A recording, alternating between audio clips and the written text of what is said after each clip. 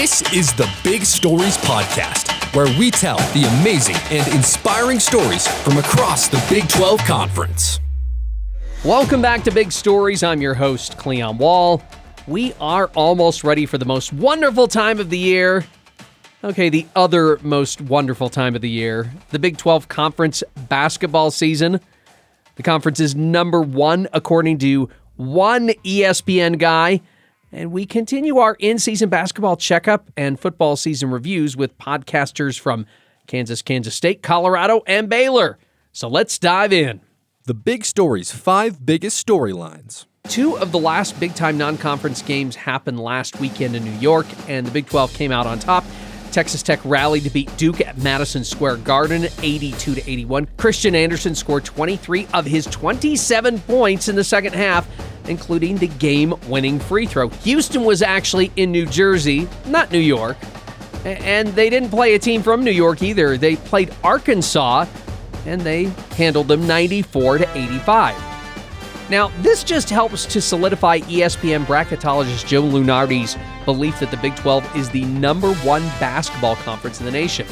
He has the Big 12 barely in front of the Big 10. The interesting part, he has 10 Big 10 teams in the NCAA tournament compared with the Big 12's 9. As of right now, Lunardi believes the Big 12 has a slight edge at producing the national champion, and it makes sense when you have Arizona, Iowa State, Houston, and BYU in the Associated Press top 10. One of those teams could totally win the title. And then again, Purdue and Michigan may have something to say about that. That's all basketball fodder for down the road. In the meantime, we are getting ready for the opening weekend of Big 12 Conference play. So we want to rank our top matchups for the first weekend in January. I will warn you, none of the Big 12 teams currently ranked in the top 25 are playing against each other. But there are still some interesting matchups. Let's go with number 4, Oklahoma State at Texas Tech. I'm interested to see if the Cowboys can remain hot in hostile territory. The Pokes won their first 9 games before falling to in-state rival Oklahoma in Oklahoma City. Most of the games they've played have either been at Gallagher-Iba Arena or on a neutral court. This will be their first true road test. As for Texas Tech, they've been on a journey of self-discovery, but may have found themselves against Duke. I think the Red Raiders are clearly the favorites in this game. At number 3, Houston at Cincinnati and BYU at Kansas State. Yeah, I cheated. I threw a couple of games in there. Both games are on national TV, and it will be great road tests for 2 ranked teams. I think both Cougar squads will be pushed, but I won't be surprised if both end up with a W at the end of the day. Number 2, Baylor at TCU. I'm hoping the real Horned Frogs make their appearance in this game. They lost their first game to New Orleans. Not a good look, but they have nice wins over Florida and Wisconsin and hung tough with Notre Dame and Michigan. I want to see if TCU can keep the good times rolling against Baylor at home. We'll talk more about Baylor basketball here in a minute. Number 1, Kansas at UCF. Johnny Dawkins had to remake his entire Knights roster, and the results have been positive. Can they handle a ranked Kansas team in the first conference game of the season? It would go a long way to show everyone out there that UCF is a force to be reckoned with in one of the nation's best basketball conferences. Now, from the Kansas side of things, they've only lost to ranked teams and will be fresh coming into this game. We know their game scheduled after their matchup against Davidson on December 22nd. I would still expect that Kansas will be favored in this game, but you never know what will happen. UCF, they always produce tough teams thanks to Johnny Dawkins. All right, the honorable mention game of the week, Colorado at Arizona State. I think this is a classic case of 2 teams piling up a bunch of wins against lesser opponents. I want to see who comes out on top in game number 1 of the conference season. Speaking of the Colorado Buffaloes and several other teams we just mentioned, let's talk a little bit more about them with the podcasters and reporters who know about these teams, more than I do. Let's start with Pat Rooney at the Boulder Daily Camera, who covers CU. Outside of a loss to Stanford this past weekend, it has been interesting to see the Buffs bulldoze past a lot of teams. So my first question to Pat was if this team has really been challenged so far in the non-conference schedule, or maybe the better question to him would be, do we know who this team is yet? I would say to the latter part, definitely know who this team is so far. High-scoring team, very efficient, low turnovers, high assists. Barrington Hargress has been a huge improvement at the point guard for this team. As far as whether they've been challenged, I'd say yes. The non-conference schedule has been okay. They beat Providence pretty handily at home early on, but Providence has struggled a little bit so far. And then at the MTE, they played at the Holiday Classic, the Acrisure Holiday Classic in Palm Desert, and had a couple pretty good wins against San Francisco and again against a pretty good Washington team. They lost their rivalry game at Colorado State. That's their only loss so far, going into a Wednesday night game against Portland State. So I think they've been challenged a little bit. I don't think the non-conference schedule has been great. But that being said, they've kind of answered the bell really well. They've played better than I think anyone really expected so far this season. So we do know who this team is. They do have to get better on defense. They've been a little up and down in that department. I think they'll score points just fine, even when Big 12 play begins. They're versatile. They're balanced. They're not leaning heavily on one person for that scoring. I think it's the defensive end of the floor that's going to determine whether this team can really compete for that top half spot in the Big 12. 6'1" freshman guard Isaiah Johnson has been leading the team in scoring, and fellow 6'1" guard Barrington Hargress is not far behind and leads the team in assists. Have the backcourt mates blended seamlessly, Pat, together since this is the first year playing with each other? They do play together quite a bit, but Isaiah Johnson's mostly been coming off the bench so far. In fact, he has been coming off the bench so far.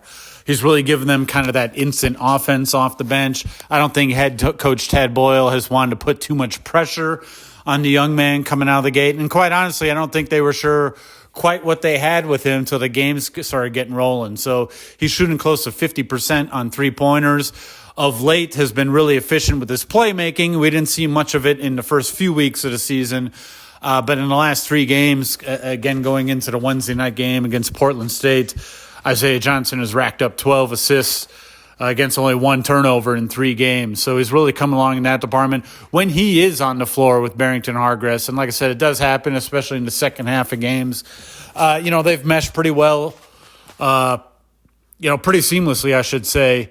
Back there, Isaiah Johnson's just kind of done well. He's sort of a coach's son and has come in and just kind of assimilated real well, has not put too much pressure on himself, and has just kind of focused on what he does well, which is shooting. And then also he's been able to get to the free throw line really well.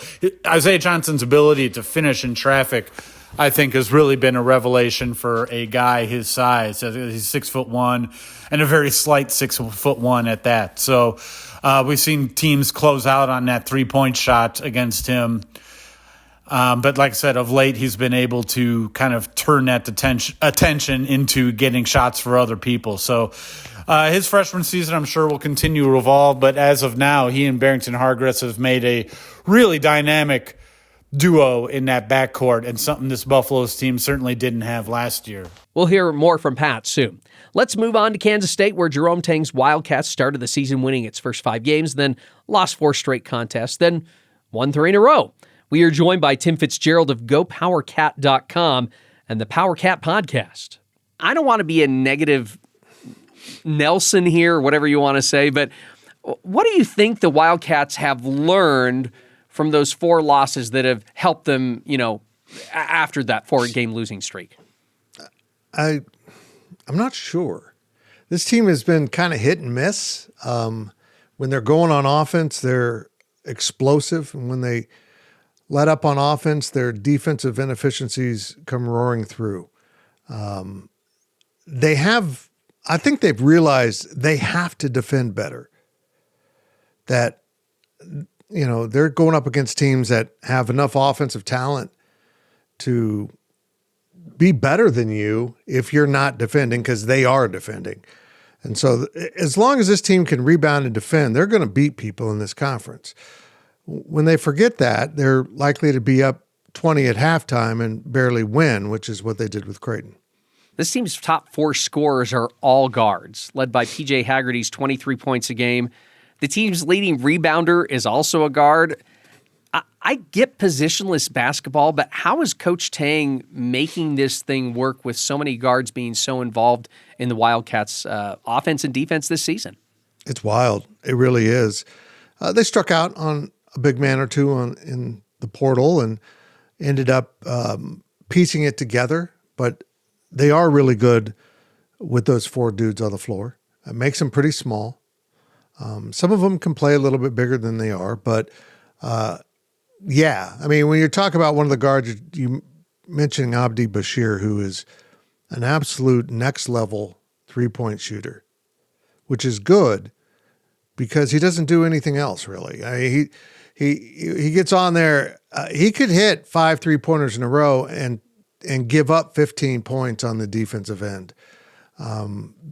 So they have to be careful with him. When he's hitting buckets, you leave him in. And when he's not, you got to get him off the floor. But David Castillo, the sophomore point guard, has erupted from a forgettable first year to a really impactful sophomore year. And so he's pushing for more and more playing time, which makes him even smaller because he's one of the smallest dudes on the team. But you can't have him off the floor. He was a big reason why they won at Creighton. He got them back together and pulled them over the finish line. So this is a small team. When they're hitting from 3-point range, you're in trouble. But they also haven't achieved a consistency in performance across the board that will make it able to win many games in this conference. I guess if you box out, that's what matters the most, hopefully, when you have a team like that. Look, when you go over to Europe, and this isn't just true of the European players, I've noticed a lack of importance of defense. In fact, they've got a couple dudes I swear have never been coached defensively in their lives. They turn their backs to the ball all the time. They just do stupid stuff. They're going above picks on the weak side. It's what are you doing here? What have you got? No defensive coaching where you're from, but boy, they can score. But the good news for K-State basketball is you're not going to get better offensively during the season, but you are going to get better defensively if you can. So they might have an upside that is still not been shown all the way. All right, now on to the Baylor Bears, a team that won the national championship not that long ago and started the season in the top 25. But will they even make it to the NCAA tournament this year? Joe Lunardi currently has them on the bubble. I know we've got a lot of games to play between now and then, but the first question I wanted to ask Ashley Hodge of Sic'Em 365 was if this was an NCAA tournament team. Very much on the borderline. I think they can score with the best of them. I mean, they've got some offensive firepower, death taxes. Scott Drew, top 20 offenses. He's definitely got offense figured out. Defense is the issue. Depth is the issue. Only 7 guys in the rotation. They are expected to add a significant piece here at the semester break. A big guy that's going to be a rebounder, pick setter, dunker, shot blocker. So if they add this person who they're expected to add, then I think it changes them from a borderline NCAA team to more of a probable NCAA team. But it hasn't been approved by the NCAA yet. So I'm not going to count my chickens before they hatch. No, I totally get that. And we're just so used to, you talked about Scott Drew and his offense and things like that. I mean, this is a team that this is a team that just won the national championship not that long ago. And yeah. I always expect them to be good. This year, 6'5" guard Cameron Carr, he's the team's leading scorer, but brand new to the Bears this season. How has he fit into Scott Drew's system, and how are the players adjusting to being around him? He's been a great surprise. I expected him to be a double-figure scorer. I knew he had a lot of talent. I follow him at Link Academy, and then when he went to Tennessee, I was surprised that he didn't make the rotation there because I knew 7'2" wingspan, can jump out of the gym. He's got a great jump shot. So he's just finally in the right situation for him. But, he's definitely way ahead of where I expected him to be this year and probably playing himself into the NBA first round, for next year. And then Tunde Yesufu's been about as expected. I think for Baylor, the biggest disappointments have just been they've been just so snake bit by injuries. They had a big guy they were counting on who was top-rated defensive player in the portal, great defensive rebounder, great shot blocker, Jocelyn Bodo. He's out, with an injury for the year. And then they had a kid from Italy who is on some draft boards next year, Michael Perez. He tore his ACL. Then they had another player that broke his foot early in the season. So, they have three guys in the rotation. And as you know, I mean, BYU's kind of faces a similar situation. You can only pay 7 or 8 guys well. So your depth isn't really that great. And if you lose 2 or 3 of those rotation players, then you're really in a bind. So that's kind of where Baylor is. And hopefully they can add a piece to give them another body. That would matter a lot. Because right now they have 7 guys that they're relying on. And you just have to be careful with fouls in the first half, and your defense suffers. You can't play as hard. So they're going to have challenges on the defensive end unless they get another body. Even though they're not ranked in the top 25 right now, I expect Baylor to be pushing there the entire season. What last question I have for you, Ashley. We are coming up on the conference season. What makes you most excited about the conference this year, at least from the Baylor side of things? I don't know about excited. It looks brutal. So many teams that are just so incredible from a like the top end of the conference looks Arizona, obviously, Iowa State, BYU, Texas Tech just beat Duke. Houston is going to be a really tough out. Kansas looks really good, especially when they have all their pieces. So, I don't know where you're going to rack up wins if you're a Baylor. I mean, and even some teams like Kansas State, Cincinnati, you're not going to go on the road. TCU, I mean, they've had some extreme outcomes this year. Beating Florida, beating Wisconsin, and then losing to New Orleans. So, yeah, I mean, Baylor's got their first 5 games out of the gate are really tough. They could end up 1-4, 0-5, and really be behind the 8 ball. So I mean, it's a 9-9. I think is an NCAA team in the Big 12. So if you go 500, I think you're an NCAA team. Ashley, I think the problem that I have is that I get excited for Big 12 conference play because coming from BYU's side of things, we are so used to going into the West Coast Conference. It's just like, hey, yeah, look, we got Gonzaga, we got St. Mary's, and what else do we got? So I guess for me, I'm always just like, hey, I can't wait for conference season because, yeah, it's going to be a gauntlet, but it's going to be kind of a fun gauntlet, even if my team loses quite a few games. Yeah, if you're a season ticket holder and you're going to games, I mean, it's awesome. Like every night you're seeing NBA players, every night you're seeing, great competition. So I love that aspect of it, but I could see as a coach that you'd be in a constant state of stress. Exactly. Finally, let's get to the team who's been the big dog in the Big 12 for several years, and that's the Kansas Jayhawks.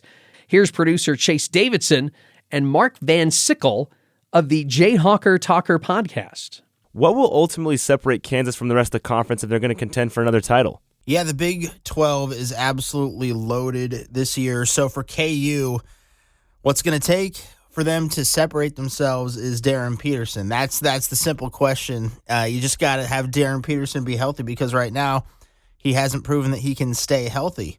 When healthy, Darren Peterson is one of the best players in the nation. He's only a freshman, but he's projected to be one of the top 2 picks in the NBA draft. So having Darren Peterson healthy in Big 12 play would absolutely put KU in the contenders title. Even without Darren Peterson, you've seen guys step up when they played in the Las Vegas Players Era Classic.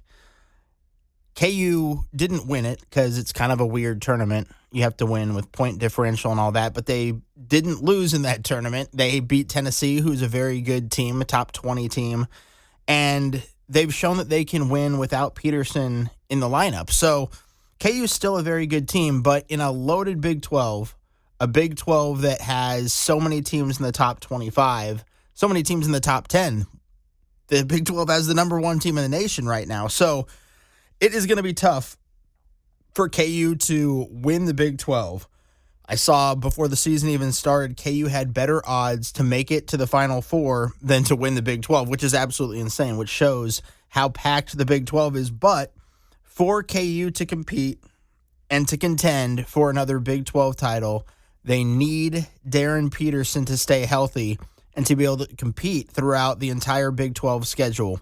Because when you have teams like Arizona, Iowa State, BYU, among many others, KU is going to have a tough time getting out there and getting a ton of wins. They got to stack wins together. Their first part of their schedule for the Big 12 actually is favorable toward them. So if they can get off to a hot start, they can make a chance for themselves, win early in January, and get to February because it gets tougher for KU in the second half of the Big 12 slate.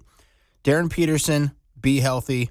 KU will be good. How does this team compare against last year's team? Key differences? This KU Hoops team just seems to, I don't know, they're more athletic. They seem to me be more friendly towards each other. I don't know if last year's team was not as cohesive, but they just couldn't seem to get things together throughout the entirety of the season. So you look at what KU has this year, and it just seems like the camaraderie amongst the team is better. In that Players Era Classic, when they finished third place, when they went undefeated, Bill Self was at the postgame interview, and everybody gathered around him in the postgame interview, kind of like what the Oklahoma City Thunder do at the end of their games. You know, the entire team stands around the postgame interview. KU was doing that. That would not have happened last year. So it seems like the team cohesiveness, togetherness is there. The camaraderie amongst the players themselves seems like a more friendly environment. And Darren Peterson being the top, one of the top players in the nation, that enhances them this year to have a guy that can be explosive, that can be the playmaker that they need. And even when they haven't had Peterson in the lineup, I know last year it was like, all right, who's going to take the final shot? Is it going to be Hunter Dickinson? Is it going to be they had a few players that were just kind of transferred in. They were hoping could be good players. Well, this year they do have Darren Peterson. They also have Trey White, who came in from Illinois. They've got Melvin Council Jr., who just showed up and showed out last week on the road at North Carolina State. 38 points, 9 3-pointers in that game at North Carolina State. So they've got guys who can show up and show out even when Peterson's on the bench. Peterson started that game in North Carolina or at North Carolina State, but wasn't able to finish due to the hamstring. So obviously Darren Peterson is the guy who you want with the ball in his hands at the end of the game. But if he's not in there, they have some guys that can play this year. And I think that that is what makes this year's team different than last year's team and what can separate them into being a team that can compete not only in the Big 12, but try to make a run at the Final Four. We're going to take a quick timeout. When we return, 3 out of our 4 guests return to wrap up the Wildcats, Buffaloes, and Jayhawks football seasons.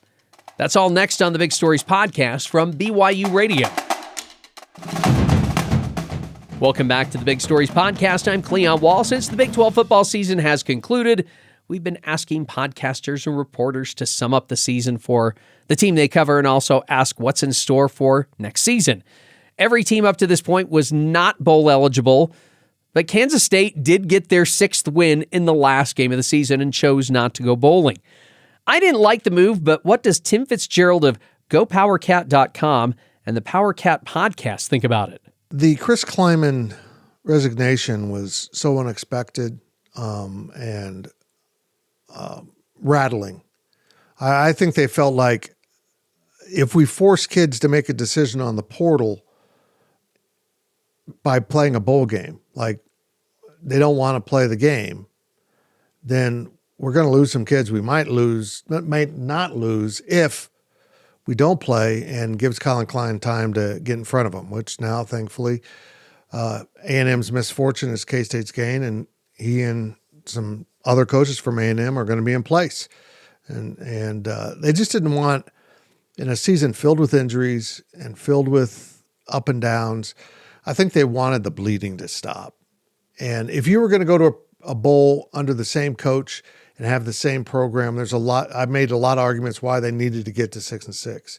But once you're changing the program and you're going to be running systems that your new head coach probably isn't going to run, if you're that beat up as they've been, just sit it out, and that's what they chose to do. You mentioned that Colin Klein is the new head coach. He's a former K-State quarterback, returns to his roots.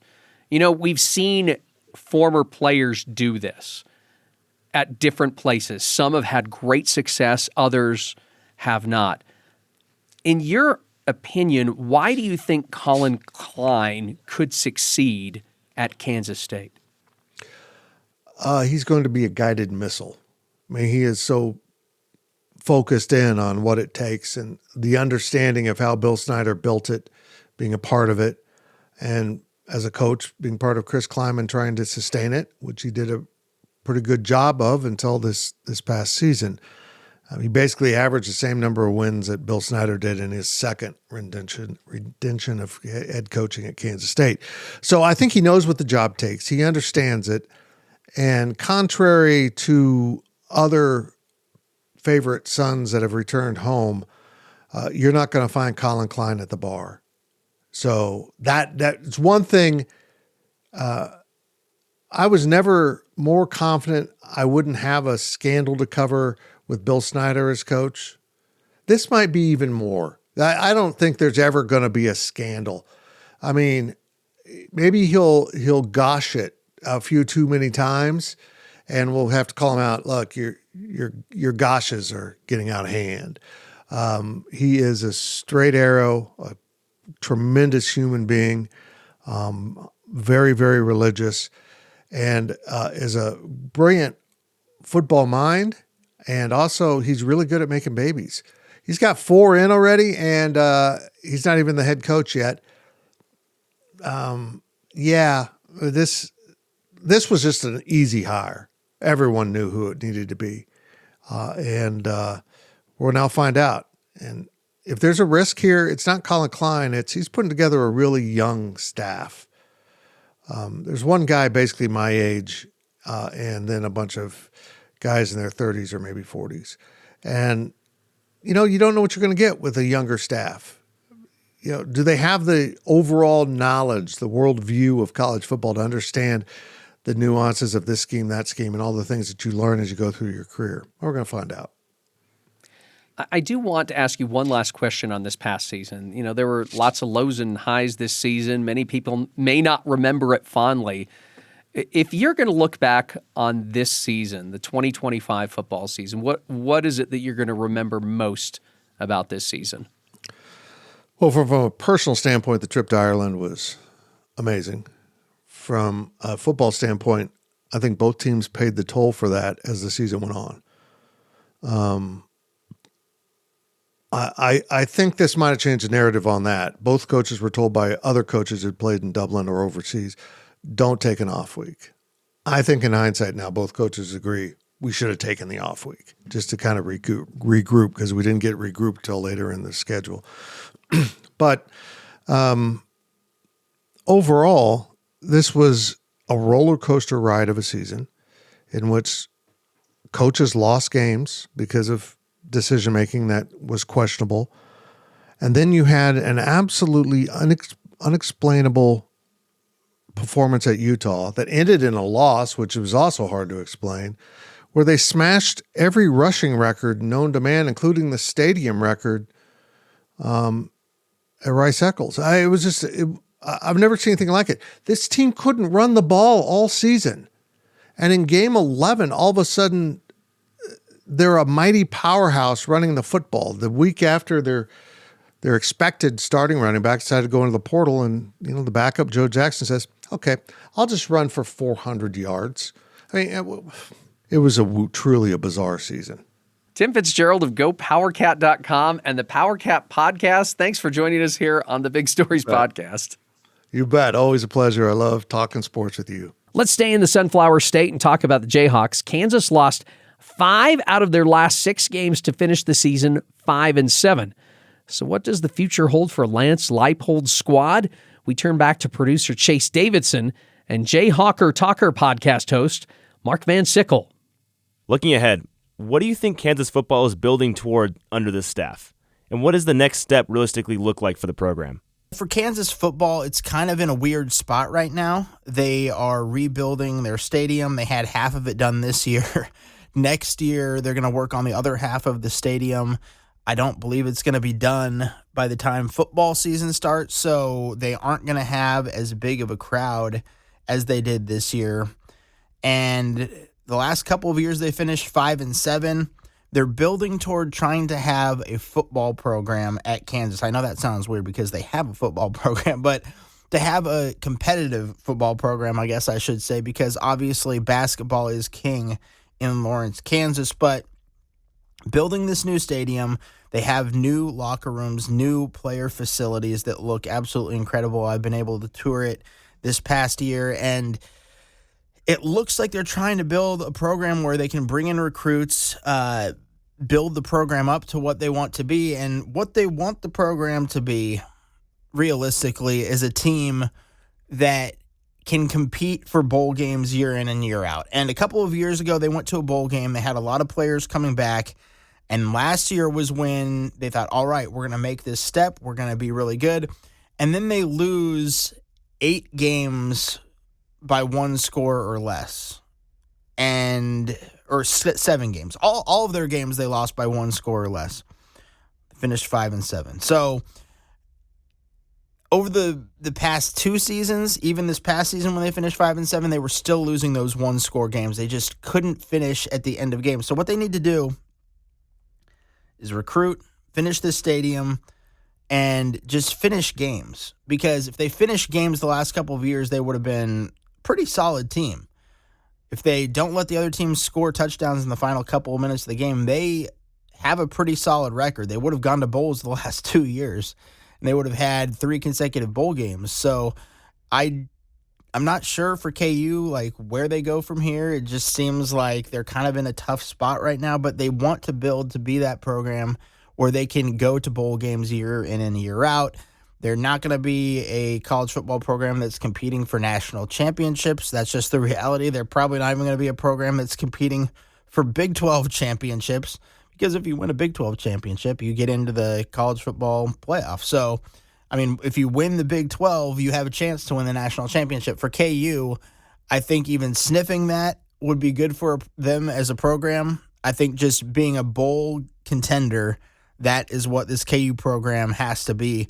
And they had it for a minute under Lance Leipold, and now they're having to get back to it. They couldn't quite get there this year. They couldn't quite get there last year. And now looking forward, that's what they need to do. They need to become bowl eligible. They need to be a team that consistently makes it to bowl games, and they just haven't been that throughout the entirety of KU football's history. When you look back on Kansas' season, what do you think the biggest factors were that led to the struggles we saw on the field? When looking back at this Kansas football team and their struggles this season, it just comes down to, I hate to say it, but coaching. There was some coaching decisions that were just head scratchers. You weren't sure what they were doing in the final 2 minutes of games, which was the exact same thing as why they were losing games last year. They couldn't finish games. They should have beat Cincinnati. They should have beat Arizona. There was a few games this year that they just could have and should have won, and they end up not doing it because of the in-game situations down the stretch. And some of that was defensive struggles as well. The offense did fine. I think that the offense did what they needed to do. There was a few times where turnovers were critical, but it just seems like for this team, the defense let them down late in games, but it was also late game situations by the coaching staff that let them down. And instead of being a bowl team 3 years in a row, they haven't been going bowling the last couple of years. And I put that on the coaching staff. They need to put their players in a better position to win and to finish games out. So Lance Leipold and his staff, maybe he needs to shake up the staff a little bit, but they need to get back on the winning track, and they need to get back to being bowl contenders. Who were some players that really impressed you or took a step forward, even if the overall season didn't go as planned? Yeah, some players that really stood out. It was on the offensive side of the ball. Daniel Hishaw, LaShawn Williams, those two guys, the running back duo, they just were really impressive. And they split time, one because both of them are really good, but also because there were some injuries between the two of them. So you look at the final game of the season against Utah when they were finally both healthy. They both rushed for over 100 yards against a Utah team that typically has a very good run defense. I know they let Kansas State run all over them, and then KU had 200-yard rushers at the end of the season. But those two players, Daniel Hishaw Jr. and LaShawn Williams, fantastic running backs for Kansas. And then Emmanuel Henderson Jr. impressed me from the very start of the season. He was a transfer from Alabama. KU getting a player from Alabama, no matter who it is impressive. And Emmanuel Henderson Jr. stepped up and showed out this season, made some huge plays for him, was big in the return game as well. So those three guys really stood out for me as Kansas's best players. Jalen Daniels had his moments, the quarterback here at Kansas, and there were times when he was up, but then there were times that he was down. You even look at the last game of the season, he finished the game 10 for 12 with 1 touchdown and 3 interceptions. So it was kind of a symbolic of what Jalen Daniels' career was at the University of Kansas. He had some really high moments, some really good moments, but then there were those moments where you're like, what is going on here with Jalen Daniels? So all that to say, all of those guys I just mentioned are seniors. So next year, KU is going to have to retool, and that is what Lance Leipold's going to need to do to keep this program afloat, to keep them a bowl contender in the future years. So that's what KU football needs to do to compete, get back in the transfer portal. Of course, get some of those local high school recruits that are really good here in Kansas and move forward just to be a team that can compete for bowl games year in and year out. Now to neighboring Colorado. The Buffaloes found out that it's tough to win games after Shedeur Sanders and Travis Hunter leave for the NFL. So I asked Pat Rooney of the Boulder Daily Camera about his takeaway from the Buffaloes' 3-9 campaign. You know, year one after Shedeur Sanders and Travis Hunter. For me, the takeaway, I think, is still the jury is out a little bit on whether Deion Sanders, can be a great coach without Travis Hunter and Shedeur Sanders leading the way for him. Falling to 3-9 and 1-8 in the Big 12 was not anything anyone expected. They really fell off the table in a big way. And I think the alarming part was the way they didn't show up for a few of the late games. They beat Iowa State at midseason to go 3-4. They had a bye after that. And really maybe felt like this new look group was maybe coming together a little bit after that Iowa State win. But they came out of that bye and really looked awful in a couple games against Utah and Arizona and just kind of limped to the finish line from there. So for me, that was the big takeaway. And I think the jury is still out on whether Coach Deion Sanders can get this program to the point where it's a consistent winner and consistently competing in the Big 12. Pat, the Buffs get a new offensive play caller in Brennan Marion. What do we know about the former Sacramento State head coach and his go-go offense? It's very up-tempo, looks to run the ball. Everyone thinks up-tempo and maybe flinging the ball around the field. There is kind of a great vertical passing game that I think will blend well with freshman quarterback Julian Lewis, assuming he's going to be back next year. But, for me, the thing, and I wrote a little bit about this, as I think fitting in Colorado right now for an assistant coach and especially a play caller has less to do with your scheme and how it fits with the players than how well he fits in with Deion Sanders. This will be his third full-time offensive coordinator in 4 seasons that he's been at Colorado.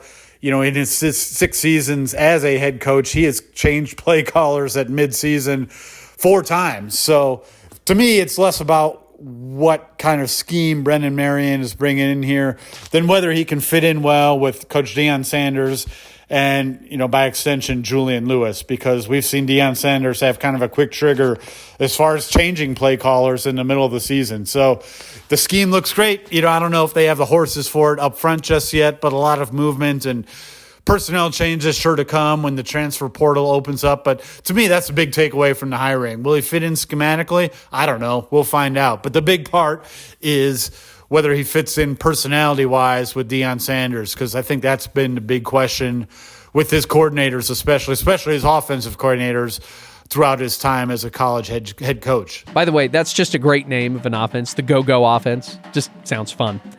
I wanted to wrap up our segment on football talking about a couple of other things. Number one, we will get our BYU Notre Dame game, just not in the Pop-Tarts Bowl. The Cougs and Irish will play next season at LaVell Edwards Stadium as part of a 2-game home-and-home series. As a BYU alum, I'm happy the Irish are finally coming back to Provo. The last time the two teams played in Utah was in 2004. Though I wasn't happy Notre Dame wasn't going to play BYU in the bowl game, I've always had a ton of respect for their program, and Marcus Freeman is a class act as their head coach. Now, if we could just get them to join the conference, yeah, that's never going to happen. And now to topic number 2, how everything is going to change. The transfer portal is ready to open up, and we will see a lot of guys going to new teams in and out of the Big 12. I'm just sad that a lot of the team's quarterbacks are going away. ASU's Sam Leavitt, he's a big-time gamer and a leader. See you later. I'm not part of the Sun Devils anymore. Cincinnati's Brendan Sorsby may stay in the conference, but he may not. I like that he made himself into a really good QB and made the Bearcats better, but he's off to another destination. TCU's Josh Hoover, I thought he'd go to the NFL, and it's been fun watching him chuck the rock all over the place for the pass-happy Horned Frogs. Well, that's not the case. He's headed somewhere else now in college football next year. Finally, Iowa State, Rocco Becht, he's Mr. Iowa State. He's the guy that makes the Cyclones tick. He's tough, smart, and a winner. I like watching him play. I just wish he was playing for the Cyclones next year, but I kind of understand where everyone's coming from. I'm not rooting against any of these guys. I just wish they were all sticking with their original teams. But in this day and age, that will never happen, so we wish nothing but good luck to all the transfers in and out this season. The big stories, big man on campus. Let's give it to Texas Tech forwards Lawan Watts and JT Toppin. They scored a combined 39 points against Duke and 59 points against Northern Colorado. Nice job, you two big guys. This is the last Big Stories episode for the year 2025. The Big Stories pod will be back in 2026. Over the holidays, go check out all of our inspiring, enlightening, and entertaining podcasts. We'll also have more of those in the new year. And make sure you subscribe to Big Stories wherever you listen to podcasts. I'm Cleon Wall, and Big Stories is a production of BYU Radio.